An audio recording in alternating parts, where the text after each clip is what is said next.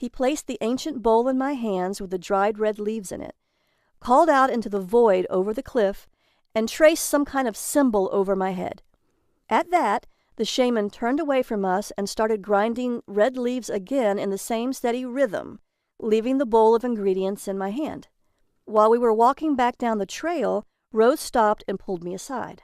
She whispered, "There's a reason we're on a cliff." Was I about to be murdered for getting this tea? Rose could tell I was scared, so she quickly explained, "We keep the red tea at the top of this cliff so no one can find it. You don't understand how important this recipe is to our tribe. You must have really impressed the shaman." I hugged her.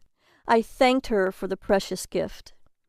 As we hiked back to the village, Rose told me about the ancient history of the red tea.